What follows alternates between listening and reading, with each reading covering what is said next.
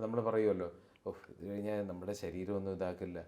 ബോളിവുഡ് എടുത്ത് നോക്കുക, Shahrukh Khan, Tom Cruise, Will Smith, എല്ലാവരും ഏത് പ്രായത്തിൽ അവരവരുടെ ബോഡി മെയിൻറ്റെയിൻ ചെയ്ത് കൊണ്ടുപോകുന്നത്. അപ്പോൾ അതൊക്കെ നമുക്ക് എക്സാമ്പിൾസ് ആയിട്ട് എടുക്കാൻ പറ്റുന്നൊരു സംഭവമാണ്.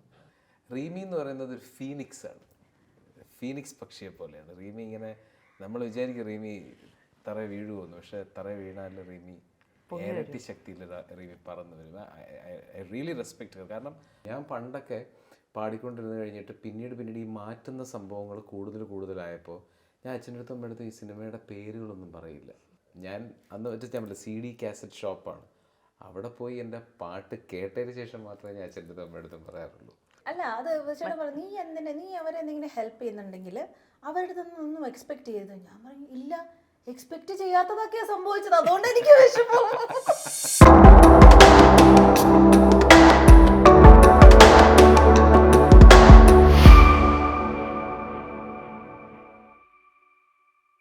ഇപ്പോഴത്തെ സിറ്റുവേഷൻ എന്ന് വെച്ച് കഴിഞ്ഞാൽ movies you don't even see or hear music.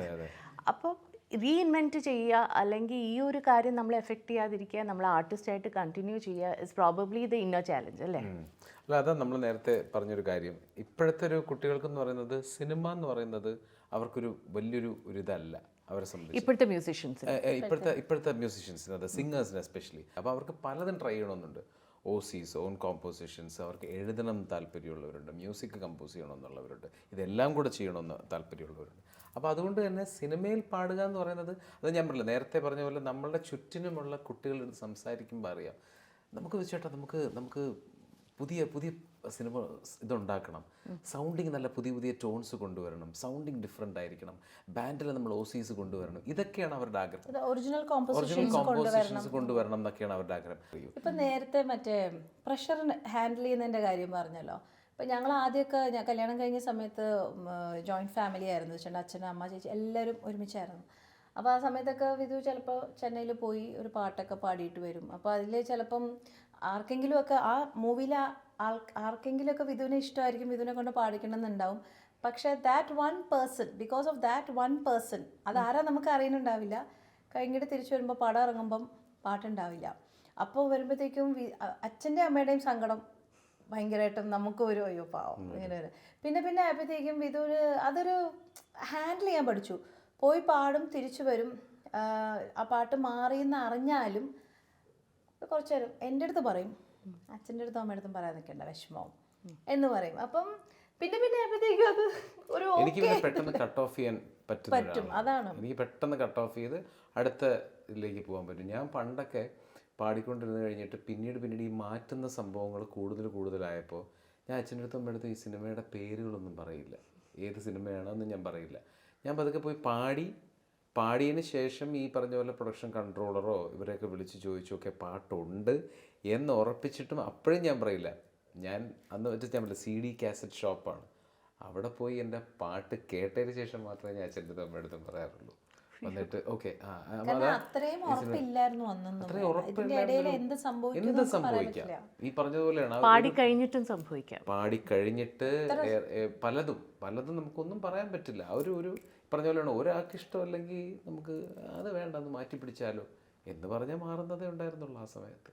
ദീപ്തിയുടെ support must have been very crucial. ഒരുപാട്. കാരണം ഞാൻ പറഞ്ഞില്ലേ, കട്ട് ഓഫ് ചെയ്ത് ചെയ്യാൻ പറ്റുന്ന ആളാണ്. ചില സമയങ്ങളിൽ നമുക്ക് ഒരു നിമിഷം നമ്മൾ വിചാരിക്കും അപ്പോൾ ആ ഒരു സപ്പോർട്ട് ഭയങ്കര വലുത് തന്നെയായിരുന്നു. പിന്നെ ഇപ്പോഴത്തെ ഇതിൽ പറയുകയാണെങ്കിൽ ഞാൻ പറയും, നമ്മൾ ഒരുമിച്ച് ബിൽഡ് ചെയ്ത് കൊണ്ടുവന്നതാണ് നമ്മളുടെ ഈ ഒരു ലോകം, അല്ലെങ്കിൽ ഒരു എംപയർ എന്ന് പറയുന്നത് നമ്മൾ ഒരുമിച്ച് ബിൽഡ് ചെയ്ത് കൊണ്ടുവന്നത്. അപ്പോൾ ആ കാര്യത്തിൽ എനിക്ക് ദീപ്തിയുടെ സപ്പോർട്ടില്ലെങ്കിൽ നമുക്ക് ഒന്നും വേണ്ട. അതായത് ഇപ്പോൾ പണ്ടത്തെ കല്യാണത്തിന് മുമ്പുള്ളൊരു വിധു പ്രതാപും ഇപ്പോഴത്തെ പറയുമ്പോൾ എൻ്റെ ഡ്രസ്സിങ് സെൻസ്, എനിക്ക് അങ്ങനെ ഡ്രസ്സിങ് സെൻസ് ഉള്ള ആളല്ല അത്.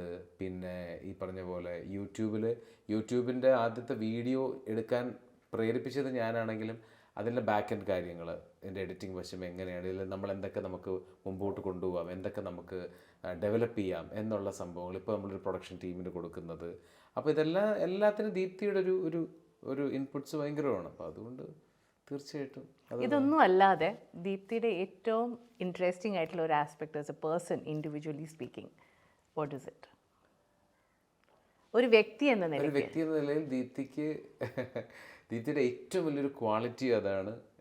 ദീപ്തിക്ക് ഏറ്റവും കൂടുതൽ ദീപ്തിയെ എന്താ പറയണ്ടേ, പണി കിട്ടുന്നതും വിഷമിപ്പിക്കുന്നതും ഒരു കാര്യമാണ് ദീപ്തിയുടെ ജെനുവിനിറ്റി.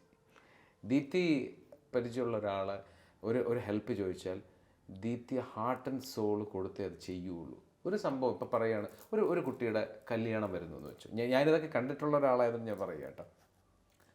ഒരു ചേച്ചി എനിക്ക് നല്ലൊരു മേക്കപ്പ് ആർട്ടിസ്റ്റിനെ അറേഞ്ച് ചെയ്ത് തരുമോ?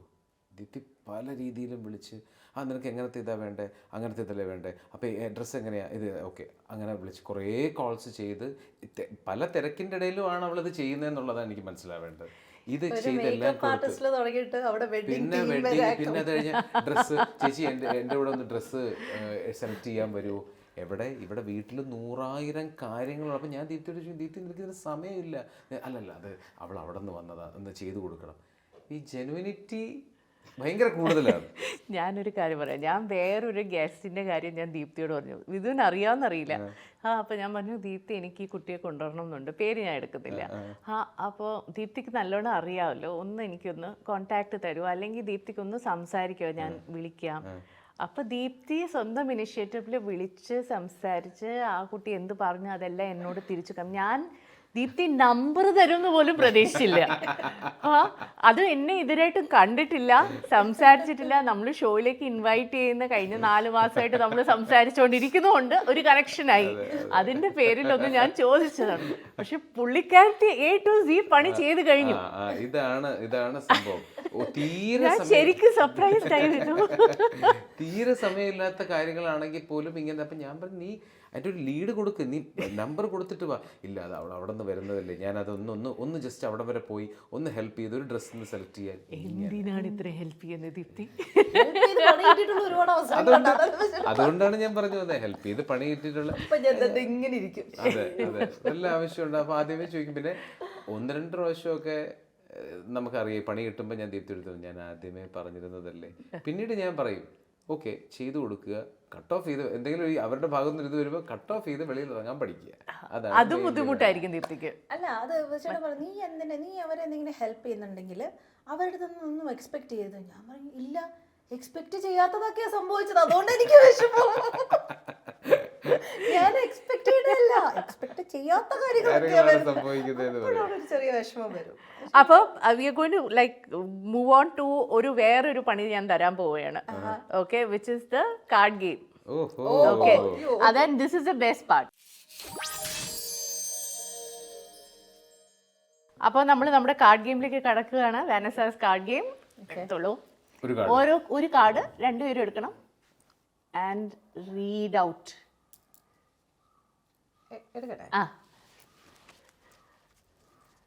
ദീപ്തിയുടെ എന്താ? Throw yourself fully into it. Throw yourself fully into it. നമ്മളിപ്പോൾ പറഞ്ഞ കാര്യം എന്തെങ്കിലും ആരെങ്കിലും ചോദിച്ചിട്ടുണ്ടെങ്കിൽ അതിലേക്ക് കംപ്ലീറ്റ് ആയിട്ട്. അതൊരു example. Is there anything else that you have thrown yourself completely into? ഇപ്പോഴെന്താണ് what you have thrown yourself completely? ഇപ്പോൾ യൂട്യൂബാണ് കംപ്ലീറ്റ്ലി. അത് മാത്രമല്ല, ഇതിന്റെ ബാൻഡ് ആണെങ്കിലും അതിന്റെ A to Z കാര്യങ്ങൾ, എല്ലാ കാര്യങ്ങളും. ഞാൻ ഈ ഓട്ടത്തിൻ്റെ ഇടയിൽ ആകെ പാട്ടിൻ്റെ കാര്യങ്ങൾ മാത്രമേ ഞാൻ നോക്കാറുള്ളൂ. പാട്ട് എന്നെ പാട്ട് വേണം എന്നുള്ളത് ജസ്റ്റ് നമ്മുടെ ബാൻഡിൻ്റെ പിള്ളേർക്ക് കൊടുത്തു വിടുന്നുള്ളൂ. ബാക്കി എൻ്റെ ട്രാവലിങ്, അത് ഞാൻ പറഞ്ഞില്ല, 2 മാനേജേഴ്സ് ഉണ്ടെങ്കിലും ഇവരുമായിട്ട് കോർഡിനേറ്റ് ചെയ്യാനും ചില കാര്യങ്ങളൊക്കെ ക്രോസ് ചെക്കിങ്ങും പരിപാടികളെല്ലാം ഞാൻ തന്നെയാണ്. ഡിജിറ്റൽ മാർക്കറ്റിംഗ്, സോഷ്യൽ മീഡിയ, ഇതെല്ലാം കുറെ ഹാൻഡിൽ ചെയ്യണമെങ്കിൽ ഉള്ളൊരു. That's amazing. You're a lucky man, yeah. Thank you. ഈ അവസരത്തിൽ ഞാൻ പറയാൻ ആഗ്രഹിക്കുകയാണ്, വിജയേട്ടൻ പാടുന്ന ചില പാട്ടുകളൊക്കെ, പ്ലേ ലൂപ്പ് എന്ന് പറഞ്ഞിട്ട് ഒരു സീരീസ് ഉണ്ട് നമ്മുടെ യൂട്യൂബില്. അതിന്റെ A to Z പാടുന്നതൊഴിച്ച് ഞാനിരുന്ന് കഷ്ടപ്പെട്ടിരുന്നാണ് കോണ്ടന്റ് ഇറക്കുന്നത്. അവസാനം കമന്റ്സ് വരും, ദീപ്തി ഈസ് സോ ലക്കി.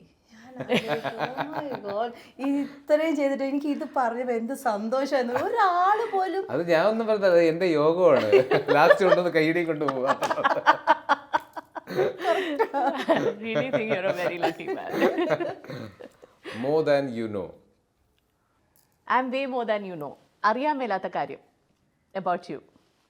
ആൾക്കാർക്ക് ഇത്ര 25 വർഷം you have been in the limelight. Is there anything that people don't know about you? അത് കുറച്ച് കാര്യങ്ങൾ കാണും. ദീപ്തിക്ക് അറിയാൻ എന്റെ- മേലാത്ത എന്റെ- കാര്യങ്ങളും ഇത് കാണും. അതുപോലും കാണും ചിലപ്പോ. ഒരാൾക്ക് 100% അത് അമ്മയ്ക്ക് പോലും മനസ്സിലാവില്ലെന്ന് ഞാൻ പറയുള്ളൂ, അല്ലേ? ഒരമ്മയ്ക്ക് പോലും ഭാര്യയ്ക്ക് പോലും മനസ്സിലാവില്ല. അയാളെ മനസ്സിലാക്കണമെങ്കിൽ അയാളെ മാത്രമേ പറ്റുള്ളൂ 100%. അപ്പം അതുകൊണ്ട് 25 വർഷം 50 വർഷം ഒന്നും പറഞ്ഞിട്ട് കാര്യമില്ല. നമ്മളെ മനസ്സിലാക്കാത്ത ഒരുപാട് കാര്യങ്ങൾ നമ്മളുടെ അകത്ത് തന്നെ ഉണ്ട്. അത് Absolutely. സ്വന്തമായിട്ട് പോലും മനസ്സിലായിട്ടില്ല.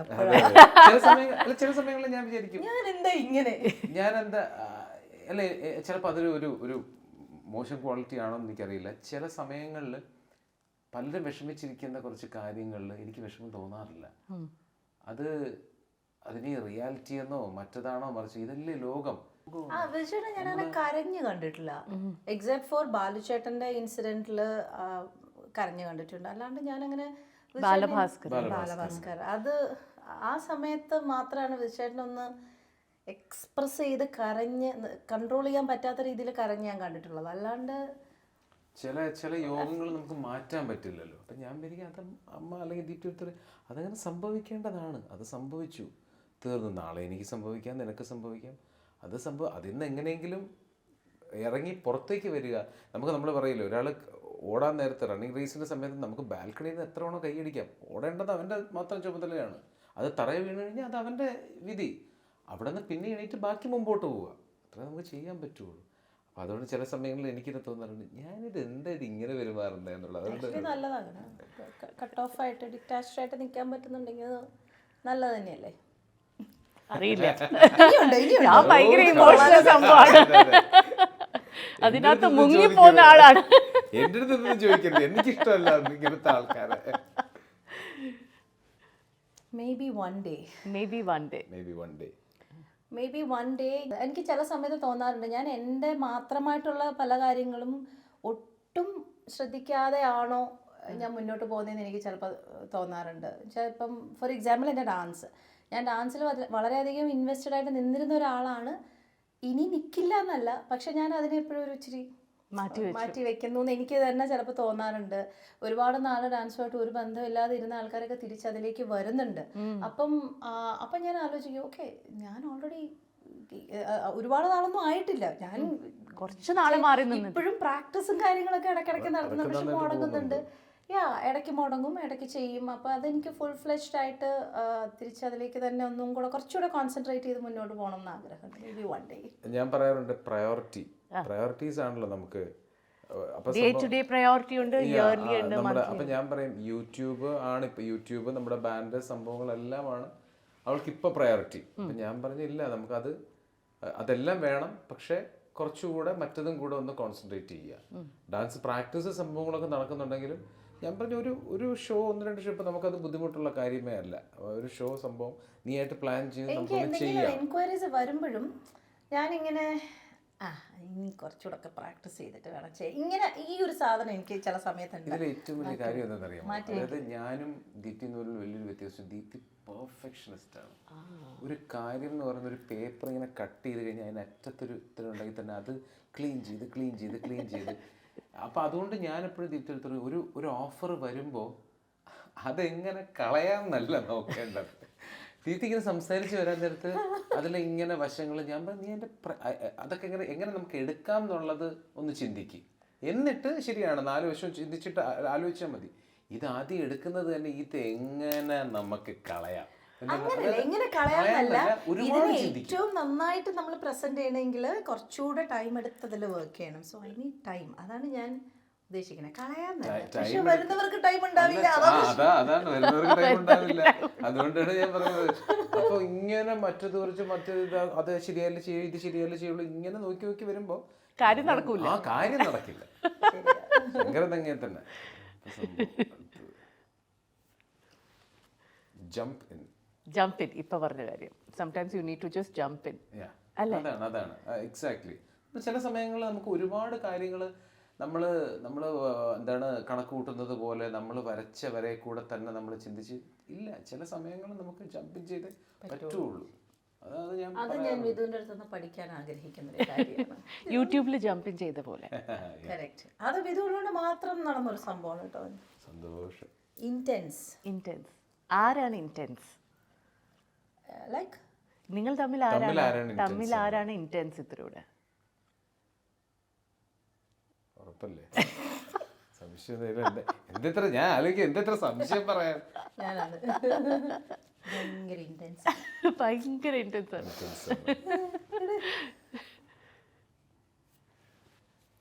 You know what they say. അത് കൺസേൺഡ് ആണോ എന്നുള്ളത്, അത് കൺസേൺഡ് ആണോ എന്നുള്ളത്. പീപ്പിൾ പ്ലീസർ ആണോ പീപ്പിൾ എന്നുള്ളത്. പ്ലീസർ ആണോ? ഇല്ല, അല്ല. പീപ്പിൾ പ്ലീസർ അല്ല എന്ന് വെച്ചാൽ ഞാൻ സംസാരിക്കുന്നതും ഞാൻ പെരുമാറുന്നതും ആൾക്കാർക്ക് ഇഷ്ടമാണെന്ന് എനിക്കറിയാം. പക്ഷെ അവരെ പ്ലീസ് ചെയ്യാൻ വേണ്ടിയിട്ടല്ല ഞാൻ ഇത് ചെയ്യുന്നത്. ഞാനിങ്ങനെ എൻ്റെ രീതി ഇങ്ങനെയാണ്, ഞാനത് ചെയ്യുന്നു. ഞാൻ പറഞ്ഞില്ലേ നേരത്തെ നമ്മൾ പറഞ്ഞതുപോലെ, എനിക്ക് എൻ്റർടൈൻ ചെയ്യാൻ ഇഷ്ടമാണ്. അപ്പം ഞാനൊരു ഷോ ചെയ്യുമ്പോൾ തന്നെ ഞാൻ അവരെ കളിയാക്കും, പക്ഷെ അവരെന്നെ തിരിച്ച് കളിയാക്കിയാലും എനിക്ക് കുഴപ്പമില്ല, മനസ്സിലായില്ലേ? പക്ഷെ എല്ലാത്തിനും ഒരു വരയുണ്ട്. അപ്പുറം ഞാൻ പോകാറില്ല, അവരിപ്പുറത്തോട്ട് വരണ്ട.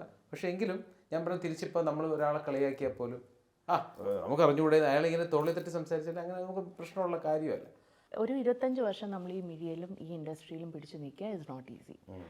അതിൽ എന്തെങ്കിലും ഒരു സ്കിൽ സെറ്റ് കാണും with regards to people that you have. People pleasing ആവണമെന്നില്ല, ബട്ട് എന്തെങ്കിലും ഒരു ടാക്ട്, ഒരു സ്കിൽ ഉണ്ടാവും to handle people. How do you handle people? ഇത് ഞാൻ എൻ്റെ കരിയറിൽ അല്ലെങ്കിൽ എൻ്റെ ലൈഫിലാണെങ്കിലും എനിക്കറിയാം ഇവരുടെ അടുത്ത് എത്ര പറഞ്ഞു ആ ഒരു ബോർഡർ വരയ്ക്കുമ്പോൾ എനിക്കറിയാൻ പറ്റും ചിലപ്പോൾ അത് പോയി കഴിഞ്ഞു കഴിഞ്ഞാൽ അവർക്ക് ഇഷ്ടപ്പെടുമോ ഇഷ്ടപ്പെടില്ല എന്നുള്ളത്. എൻ്റെ കോമഡി ഞാൻ ആ ഒരു രീതിയിൽ ആ ഒരു ലെവലിൽ വരെ എത്തുകയുള്ളൂ. കാരണം ചിലപ്പോൾ എനിക്കെന്തോ പെട്ടെന്ന് തോന്നാറുണ്ട്, ഇത് പറഞ്ഞാൽ ചിലപ്പോൾ അവർക്ക് ഇഷ്ടപ്പെടില്ല എന്നുള്ളത്. അപ്പോൾ ആ ഒരു ബോർഡർ എനിക്കറിയാം എവിടെ വരയ്ക്കണം എന്നുള്ളത്. പിന്നെ ഞാനങ്ങനെ ഒരാൾക്കിപ്പോൾ ഈ പറഞ്ഞ പോലെ പീപ്പിൾ പ്ലീസ് ചെയ്യാൻ ഞാൻ നോക്കിയിട്ടില്ല. ബിഹേവ് ചെയ്യുന്നത് പൊതുവെ ആൾക്കാർക്ക് ഇഷ്ടപ്പെടുന്നതാണെന്ന് എനിക്ക് തോന്നിയിട്ടുണ്ട്. ഞാൻ സംസാരിക്കുന്നതും എൻ്റെ പാട്ടും ഞാൻ പറയാറുണ്ട്, ഞാൻ കാണിക്കുന്ന കോമാളിത്തരങ്ങളും ഒക്കെ അവർക്ക് ഇഷ്ടപ്പെടുന്നു. അത് പ്ലീസ് ചെയ്യാൻ വേണ്ടിയിട്ട് ഞാൻ അങ്ങനെ ഒന്നും ചെയ്യാം. അതുപോലെ നോ പറയാനുള്ള രീതി പഠിക്കുക, അതും ഇമ്പോർട്ടൻ്റ് ആണ്. പൊളൈറ്റായിട്ട് റിജക്റ്റ് ചെയ്യാൻ ഒരു കാര്യം, ഇത് നോ ആണെങ്കിൽ വളരെ പൊളൈറ്റായിട്ട് അതിനെ റിജക്റ്റ് ചെയ്യാനും അറിയാം. അത് പഠിക്കണം. നമ്മൾ അത് പഠിച്ചേ പറ്റുള്ളൂ. കാരണം നമുക്ക് എപ്പോഴും പറയാം, ഞാൻ വളരെ കട്ട്റൗട്ടായിട്ട് ഞാൻ പറയും എനിക്ക് ഇഷ്ടപ്പെട്ടില്ലെങ്കിൽ. പക്ഷെ അത് തീർച്ചയായിട്ടും അപ്പുറത്തിരിക്കുന്ന ആൾക്ക് എത്രത്തോളം അത് ഹേർട്ടാവും. ഈ മെസ്സേജ് അയച്ച് നമ്മൾ ഡിസ്കസ് ചെയ്യുന്നൊരു കാര്യം, ഈ മെസ്സേജ് അയച്ച് നമ്മളൊരു ഓഫർ വേണ്ടാന്ന് വയ്ക്കുമ്പോൾ പല രീതിയിൽ ഇവർക്കിത് വായിക്കാൻ പറ്റും. നമ്മൾ നേരിട്ട് സംസാരിക്കുന്നത് പോലെ അല്ല മെസ്സേജ് അയച്ചിട്ടൊരു ഓഫർ നമ്മൾ നോ എന്ന് പറയുന്നത്. ഇത് എന്തൊരു ഒഫൻസീവാണ്, ഇങ്ങനെയാണോ ഒരാളുടെ അടുത്ത് താല്പര്യം ഇല്ലെങ്കിൽ എന്തൊക്കെ രീതിയിൽ. അതായത് നമ്മൾ നോ പറയാൻ പല രീതികളുണ്ട്. ഏറ്റവും സോഫ്റ്റായിട്ട് നമുക്ക് പറഞ്ഞാൽ റിലേഷൻഷിപ്പ് നമുക്ക് മുമ്പോട്ട് കൊണ്ടുപോകാൻ പറ്റും. I think that is the reason why he has been able to sustain himself ഇത്രയും വർഷമായിട്ട്. കാരണം പീപ്പിൾ റിലേഷൻഷിപ്സ് അതും ടാക്ട്ഫുള്ളി മെയിൻറ്റെയിൻ ചെയ്യുക എളുപ്പമല്ല. ബുദ്ധിമുട്ടാറുണ്ടോ? ത്രോട്ടാണ്, രക്ഷയില്ല. ഞാനും കുറേയൊക്കെ ഞാൻ വളരെ സത്യസന്ധമായിട്ട് ഒരു കാര്യം നടക്കില്ല എന്ന് എനിക്കറിയാം, എനിക്ക് ഇഷ്ടമില്ല ചെയ്യാൻ. എൻ്റെ അടുത്ത് എനിക്കതങ്ങോട്ട് വേണോ, എനിക്കങ്ങോട്ട് ഒരു ഇൻട്രസ്റ്റ് തോന്നില്ല ചെയ്യാൻ. ഇങ്ങനെയൊക്കെ പറഞ്ഞു കഴിയുമ്പോഴത്തേക്കും വെച്ചിട്ട് നീ ഇങ്ങനെ പറഞ്ഞു. 2 ദിവസം മുമ്പ് വരെ അത് എനിക്കെന്താ ചെയ്യാനുണ്ട് അതിനകത്ത്. ഇതൊക്കെ മെസ്സേജ് വഴി. അപ്പം ഞാൻ പറയും ദിറ്റി ഇത് നീ ഈ മെസ്സേജ് അങ്ങോട്ട് അയക്കുമ്പോൾ മനസ്സിലാക്കണം അയാൾ അപ്പുറത്തിരിക്കുന്ന ആൾ ഇത് എങ്ങനെ വായിക്കുന്നു എന്നുള്ളത്. ഒന്നുകിൽ you just call him and talk, അങ്ങനെ വേണം അത് തീർക്കാൻ. അതൊരു ഓപ്പർച്യൂണിറ്റിയുടെ കാര്യമാണ്. അപ്പോൾ അങ്ങനെ വരുമ്പോൾ അത് നമ്മൾ ശ്രദ്ധിക്കേണ്ട കാര്യങ്ങളുണ്ട്. പിന്നെ നോ പറയുമ്പോൾ തന്നെ പല കാര്യങ്ങളും ഒന്ന് മാക്സിമം നമുക്ക് പല രീതിയിൽ പറയാൻ പറ്റും. അപ്പോൾ നമുക്ക് അങ്ങനെ വരുമ്പോൾ ഇതുണ്ടല്ലേ, ശരി. അപ്പം പക്ഷേ സംഭവം എന്ന് വെച്ചാൽ ഞാൻ കുറച്ച് തിരക്കായി പോയി, അതുകൊണ്ടാണ് നമുക്കിതൊന്നും മാറ്റി പിടിച്ചാലോ, അല്ല നമുക്ക് അടുത്തേൽ കൂടാല്ലേ, ഇതെല്ലാം പറയുന്നൊരു രീതിയുണ്ട്. അത് പറയണ്ടേ. ലാസ്റ്റ് കാർഡ് 2 പേർക്കും. ഇത് വേണ്ട, ആദ്യത്തെ എടുക്കണ്ട, എടുക്കുന്ന. See what happens. What happens next? എന്തെങ്കിലും ഒരു സാധനം ഒരു ഐഡിയ വെച്ചിട്ടുണ്ടോ to know what will happen next? എന്താണ് ഐഡിയ? ഫ്യൂച്ചർ ഞാൻ ഒരുപാട് ഡ്രീം ചെയ്യുന്ന ഒരാളാണ്. എനിക്ക് എൻ്റേതായിട്ടുള്ളൊരു ഗോളുണ്ട്. അതായത് ഗ്രാമി, ഓസ്കർ ലെവലൊക്കെയാണ് ഞാൻ മനസ്സിൽ കാണുന്നത്. ചെറുതൊന്നും നമ്മൾ കളിക്കാറില്ല. അപ്പോൾ അത് ഇറ്റ്സ് ജസ്റ്റ് എ ബിഗിനിങ് എന്ന് ഞാൻ ചിന്തിക്കുന്ന ഒരാളാണ്. അപ്പോൾ നേരത്തെ നമ്മൾ റിട്ടയർമെൻറ്റിൻ്റെ കാര്യം പറഞ്ഞു. ഞാൻ ഇത്ര വയസ്സ് വരെയൊക്കെ ഞാൻ പാടുള്ളായിരിക്കും അല്ലേ ദീപ്, അല്ലെ ഇത്ര വയസ്സ് വരെ നമ്മളിതൊക്കെ ചെയ്യുള്ളായിരിക്കും, അങ്ങനത്തെ ഒരു മാജിനെ ഞാൻ വെച്ചിട്ടില്ല. അങ്ങ് പോകുന്നത് വരെ. ഇപ്പോൾ ഹോളിവുഡിൽ എടുത്തു നോക്ക്, എല്ലാവർക്കും അവരുടെ ചിലപ്പോൾ അവരുടെ മോസ്റ്റ് ഇമ്പോർട്ടൻ്റ് അല്ലെങ്കിൽ ഏറ്റവും നല്ല റോൾസ് കിട്ടിയിരിക്കുന്നത് ചിലപ്പോൾ അവരുടെ 60s 70s ആയിരിക്കും. എന്തുകൊണ്ട് നമ്മൾ അങ്ങനെ ചിന്തിക്കുന്നില്ല? ഇപ്പോൾ നമ്മൾ പറയുമല്ലോ, ഓഹ് ഇത് കഴിഞ്ഞാൽ നമ്മുടെ ശരീരമൊന്നും ഇതാക്കില്ല. ബോളിവുഡ് എടുത്തു നോക്ക്, Shahrukh Khan, Tom Cruise, Will Smith, എല്ലാവരും ഏത് പ്രായത്തിൽ അവരവരുടെ ബോഡി മെയിൻറ്റെയിൻ ചെയ്ത് കൊണ്ടുപോകുന്നത്. അപ്പോൾ അതൊക്കെ നമുക്ക് എക്സാമ്പിൾസ് ആയിട്ട് എടുക്കാൻ പറ്റുന്നൊരു സംഭവമാണ്. സോ വാട്ട് സീ നെക്സ്റ്റ് എന്ന് നോക്കുമ്പോൾ എനിക്ക് ഒരുപാട് സ്വപ്നങ്ങളുള്ള ഒരാളാണ് ഞാൻ. അങ്ങനെ ഒന്നിലൊന്നും നിൽക്കില്ല. സ്കൈസ് എ ലിമിറ്റ് അല്ലേ? അബ്സല്യൂട്ട്ലി. എൻ്റെത് വിത്ത് ജോയ്. എന്താണ് വിത്ത് ജോയ്? ഏറ്റവും അധികം ജോയോടെ ചെയ്യുന്ന കാര്യം? ഒരുപാട് കാര്യങ്ങളുണ്ട്. ഇപ്പം ചെയ്തുകൊണ്ടിരിക്കുന്നതൊക്കെ വളരെ സന്തോഷത്തോടു കൂടി ചെയ്യുന്ന കാര്യങ്ങൾ തന്നെ. നമ്മൾ ഈ ഇൻ്റർവ്യൂ പോലും, നമ്മൾ ഈ കോൺവെർസേഷൻ പോലും വളരെ ഹാപ്പി ആയിട്ട് ചെയ്തുകൊണ്ടിരിക്കുന്ന ഒരു കാര്യമാണ്. അതുകൊണ്ട് എനിക്ക് അങ്ങനെ എനിക്കൊന്ന്, പക്ഷേ ആസ് എ ഡാൻസർ എനിക്ക് ഫീൽ ചെയ്തിട്ടുണ്ട് ഒരു പൊടിക്ക് കൂടുതൽ അവളെല്ലാം മറന്ന് ചെയ്യുന്നത് ചിലപ്പോൾ ഡാൻസ്, ഒരു അഭിനയ പീസൊക്കെ കിട്ടുമ്പോൾ അഭിനയം എനിക്കിഷ്ടമാണ്. ഇപ്പം ഡാൻസിലാണെങ്കിലും അഭിനയ പീസ് എന്ന് പറയും നമ്മൾ, സഞ്ചാരിസ് അങ്ങനെ ചെയ്യാറുണ്ട്. അപ്പം അതെനിക്ക് ചെയ്യാൻ ഭയങ്കര ഇഷ്ടമാണ്. സ്റ്റോറീസ് അങ്ങനത്തെ സംഭവങ്ങളൊക്കെ, ഒരു സിറ്റുവേഷനൊക്കെ പ്രാക്ടീസ് ചെയ്യാൻ, ഒരു ക്ലാസ്സിൻ്റെ സമയത്തൊക്കെ പ്രാക്ടീസ് ചെയ്യാൻ എത്ര നേരം, എത്ര ഹാർഡ് വർക്കിംഗ് അങ്ങനത്തെ ക്ലാസ് കൊടുത്താലും ദീപ്തി ഇങ്ങനെ ഭയങ്കര ഫുൾ ഓണിൽ അവൾ ചെയ്യും. അപ്പോൾ അത് എനിക്ക് തോന്നുന്നു ഏറ്റവും ചിലപ്പോൾ കൂടുതൽ. Actually ജ്യോത്സ്നയുടെ album you did a very very good job of it. Thank you.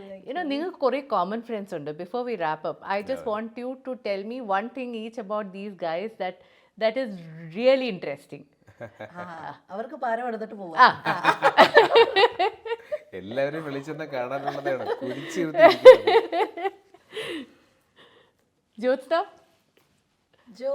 എന്റെ കൂടെ ഫ്രണ്ട് ആയതുകൊണ്ട് പിന്നെ പ്രശ്നമില്ല. ജോത്സ്ന ഇതുപോലെയാണ്, ഭയങ്കര ജെന്വിൻ ആണ് ജോത്സ്ന. പിന്നെ ഓവർ തിങ്കിങ്, അതിന്റെ ആളാണ്, കൺഫ്യൂഷന്റെ കൂടാരമാണ്. ഇപ്പൊ ഒരുപാട് മാറിയിട്ടുണ്ടോ ഉണ്ട്. അതായത് സിമ്പിൾ എക്സാമ്പിൾ ഞാൻ എല്ലായിടത്തും പറയും. ഇപ്പം ഞാനും ജോയും കൂടെ ഒരു ഷോയ്ക്ക് ഇറങ്ങാൻ പോവുക. നമ്മൾ റെഡി ആയിട്ട് ഇറങ്ങുന്നു. അപ്പോൾ ജോയുടെ റൂമിൽ നിന്ന് ഇറങ്ങി വരുമ്പോൾ, ചക്കോ ഇതിൽ ഏത് ചെരുപ്പാണ് ഞാൻ ഇടേണ്ടേ എന്ന് ചോദിക്കും. ഞാനിങ്ങനെ നോക്കിയിട്ട് പറയും, ഓരോ കാലിലും ഒരു ചെരുപ്പ് കാണിക്കും. അപ്പോൾ ഞാൻ ചോദിക്കും ഇതിട്ടോ എന്ന് പറയും. അപ്പോൾ ഇതിടുമ്പോഴേ ഈ ഉടുപ്പിനെക്കാട്ടിലും നല്ലത് ഇതല്ലേ നിനക്ക് തോന്നല്ലേ? അപ്പം ഞാൻ പറയാം എന്നാ പിന്നെ മറ്റേ ഇട്ടോ. അല്ല പക്ഷെ എന്നാലേ ഇതാണ് കുറച്ചുകൂടെ എനിക്കിഷ്ടം. ഇത് നിർത്തൂല, ഇത് ഇങ്ങനെ പൊക്കോണ്ടിരിക്കും. ഭയങ്കര സ്വീറ്റ് ആണ്, ഭയങ്കര ജെനുവിനാണ് ഈ പറഞ്ഞ പോലെ. ആൻഡ് നെക്സ്റ്റ് ആരാണ്? എനിക്ക് ജോ തന്നെയാണ്. ജോ എല്ലാരും എന്താണ് അവരുടെ എന്തെങ്കിലും any other friend നമ്മുടെ കോമൺ ഫ്രണ്ട്സിൽ ഉള്ളതില് പിന്നെ ഉള്ളത് സിത്തു ഉണ്ട്, സിത്തു, റീമി, എല്ലാരും. എനിക്ക് അങ്ങനെ എടുത്ത് പറയാനായിട്ട് നമ്മുടെ ക്ലോസ് എന്ന് പറയുന്ന സിത്തു, റീമി, പിഷു, പിഷാരടി, മിഥുൻ രമേശ്, അങ്ങനത്തെ ഒക്കെയാണ്. മിഥുൻ ചേട്ടന്റെ ഒരു കാര്യം പറയാം.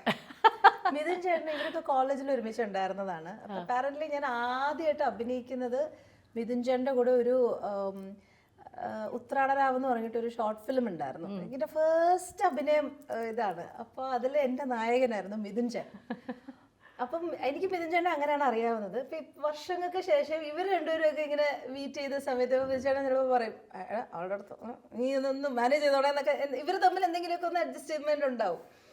അടുത്ത തവണ ഞാൻ ഇരിക്കുന്ന സമയത്ത് ഇവർ തമ്മിൽ പറഞ്ഞുണ്ടാക്കിയിരുന്ന ആ കഥ ഇദ്ദേഹം മറന്നു പോകും. മിഥുൻ ചേട്ടൻ അവിടെ കിടന്ന് കഷ്ടപ്പെടും അതൊന്നും മാച്ചപ്പ് ചെയ്യാൻ വേണ്ടിയിട്ട്.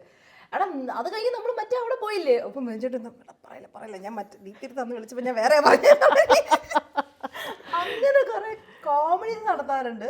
പോയിട്ടുള്ളതൊക്കെ നമ്മൾ ചിലപ്പോൾ അറിയുന്നുണ്ടാവും. പക്ഷെ അല്ല, മിഥുനെ കുറിച്ച് പറയുകയാണെങ്കിൽ എപ്പോഴും എനിക്ക് തോന്നാറുണ്ട് ഈ പറഞ്ഞ പോലെ പോസിറ്റീവാണ്, ഭയങ്കര പോസിറ്റീവ്. എവിടെ പോയാലും nothing really matters, live in the present moment. അതാണ് അവൻ. ഇപ്പം ഇത് ചെയ്യണമെങ്കിൽ ഇത് ചെയ്തോ. അപ്പോൾ അതിന്നൊക്കെ എനിക്ക് ഒരുപാട് പഠിക്കാനുണ്ട്. ഒരുപാട് വായന. അവൻ സംസാരിച്ചുകൊണ്ടിരിക്കുമ്പോൾ സമയം പോകുന്നറിയില്ല. He loves to travel. അപ്പോൾ അതുകൊണ്ട് ഓരോ സ്ഥലങ്ങളിൽ പോകുമ്പോഴും ഉള്ള കാര്യങ്ങൾ അവനിങ്ങനെ പറഞ്ഞു തരുന്നത്, അപ്പോൾ അത് ഒരുപാട് എന്നെ ഇൻസ്പയർ ചെയ്യുന്ന കാര്യമാണ്. പിന്നെ സിത്തുവിനെ കുറിച്ച് ഭയങ്കര അംബീഷ്യസ് ഒരു ആളാണ് സിത്തു ഹാർഡ് വർക്കിംഗ് ആണ്, ഭയങ്കര ഹാർഡ് വർക്കിംഗ്, ഭയങ്കര ആംബിഷ്യസ്. അങ്ങനെയാണ് 24. ഇപ്പം ഞാൻ പറയും നിനക്ക് 24 മണിക്കൂർ പോരെ സിത്തു വർക്ക് ചെയ്യായിരുന്നു, അങ്ങനെ വർക്ക് ചെയ്യുന്നൊരു. ആൻഡ് ആ ഹാർഡ് വർക്കിന് കാണുന്നുമുണ്ട്, റിസൾട്ട്സും ഉണ്ട്. അപ്പം അങ്ങനത്തെ ഒരു കുട്ടിയാണ് റീമി എന്ന് പറയുന്നത്. ഒരു ഫീനിക്സ് ആണ്, ഫീനിക്സ് പക്ഷിയെ പോലെയാണ് റീമി. ഇങ്ങനെ നമ്മൾ വിചാരിക്കും റീമി തറ വീഴുമെന്ന്, പക്ഷെ തറ വീണാൽ റീമി ഇരട്ടി ശക്തിയിൽ റീമി പറന്നു വരും. I really respect. കാരണം ആ ഫാമിലിയെ പിടിച്ചു നിർത്തുന്നതും കൊണ്ടുവന്നതും ഒക്കെ റീമിയാണ്. അപ്പോൾ അതുകൊണ്ട് എവിടെയെങ്കിലും പോകുമ്പോൾ ആരെങ്കിലും റീമിക്കത്, ഞാൻ പറയാം റീമിയെക്കുറിച്ച് നിങ്ങൾക്ക് അറിഞ്ഞുകൂടാത്ത. അപ്പം എനിക്ക് വളരെ ചെറുപ്പത്തിലേ അറിയാം. നമ്മൾ മീശമാധവൻ തൊട്ട് ഒരുമിച്ച് ധാരാളം ഷോസും ഒക്കെ ചെയ്ത് ഒരുമിച്ച് ഇങ്ങനെ മാസങ്ങളോളം നമ്മൾ ഒരുമിച്ച് ട്രാവൽ ചെയ്ത് അങ്ങനെ ഷോ ചെയ്തവരാണ്. അപ്പോൾ അതുകൊണ്ട് റീമി എനിക്ക് കൃത്യമായിട്ട് അറിയാം. റീമി അത് നിങ്ങൾ തോന്നുന്നതാണ്, റീമി ഇരട്ടി ഉയരത്തിൽ പറക്കുമെന്ന് പറയും. അതുപോലെ പിഷു നമ്മൾ സ്റ്റാൻഡപ്പ് കൊമേഡിയനായിട്ടൊക്കെയാണ് പിഷുവിനെ കുറിച്ച് നമ്മളൊക്കെ എന്താണെങ്കിലും വളരെ വ്യക്തമായ ധാരണ എല്ലാത്തിനെ കുറിച്ചും. ഈ പിഷുവിൻ്റെ ഓരോ അത് രാഷ്ട്രീയമാവട്ടെ എന്ത് കാര്യമാവട്ടെ പിഷുവിന് കൃത്യമായിട്ടുള്ള ധാരണയുണ്ട്. അപ്പോൾ ഇവരുടെ നിന്നൊക്കെ നമുക്ക്, അപ്പോൾ ഇവരൊക്കെയാണ് നമ്മളുടെ ക്ലോസ് ഗ്രൂപ്പ് എന്ന് പറയുന്നത്. ഒരുപാട് കാര്യങ്ങൾ ഞാൻ ശ്രമിക്കുന്നത് എല്ലാവരുടെയും നിന്ന് ഇവരുടെ ഇതൊക്കെ ഇങ്ങനെ കുറേ പഠിക്കാനുണ്ട് കാര്യങ്ങൾ അല്ലേ. അപ്പോൾ ഈ പഠനം എന്നും നടക്കട്ടെ. And this is an open invitation to all of you. ഞാൻ എല്ലാവരെയും വിളിക്കുന്നതായിരിക്കും. നമുക്ക് എല്ലാവരെയും വെച്ചൊരു പരിപാടി ചെയ്യാം. ക്ലോസ് ഗ്രൂപ്പ് നമുക്ക് എല്ലാവരും വെച്ച്. അയ്യോ എന്തൊരു അടിപൊളി സംഭവമായിരിക്കും. പ്ലാൻ ചെയ്താൽ സെറ്റ് ഇവിടെ തന്നെ ഉണ്ട്. എല്ലാവരെയും വെച്ച് ഓർഗനൈസ് ചെയ്യുന്ന പരിപാടി ദീപ്തിയെ ഞാൻ ഏൽപ്പിക്കുകയാണ്. ഇവരെല്ലാരും എത്തിക്കുക. ഒരു സ്പെഷ്യൽ വെരി സ്പെഷ്യൽ ഡേക്ക്. That'll be nice. That'll be nice. I hope it happens. Definitely നമുക്ക് I hope it happens. Yeah. ആ ദിവസം ധന്യം മറക്കില്ല. ഏത് രീതിയിൽ ഏത് കാര്യങ്ങളും ഞാൻ എടുത്തു. ഏത് രീതിയിലാണെങ്കിലും എടുത്തോളൂ. Loads of love to both of you and thanks so much for coming. Thank you. I love talking to you both. It was a riot. Thank you. നമുക്ക് ഒരുപാട് സന്തോഷം. നമ്മൾ കുറേ നാളായിട്ട് പറഞ്ഞ് അവസാനം നമ്മളിവിടെ. Yeah, and all credits to her. She made this happen. Vidu വിചാരിച്ചാൽ നടക്കില്ല എന്നറിയാം. She made it happen. So thank you. ഒരു special thanks to you. ഈ പറഞ്ഞ പോലെയാണ് നമ്മളിങ്ങനെ പറയാൻ ആഗ്രഹിക്കുന്ന അല്ലെങ്കിൽ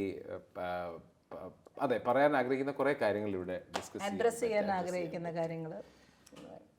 ആൻഡ് ഗുഡ് ഗോയിങ്. അടിപൊളിയായിട്ട് ഇനി മുമ്പോട്ട് പോകട്ടെ. അതെ. All the best. Thank you. Thank you.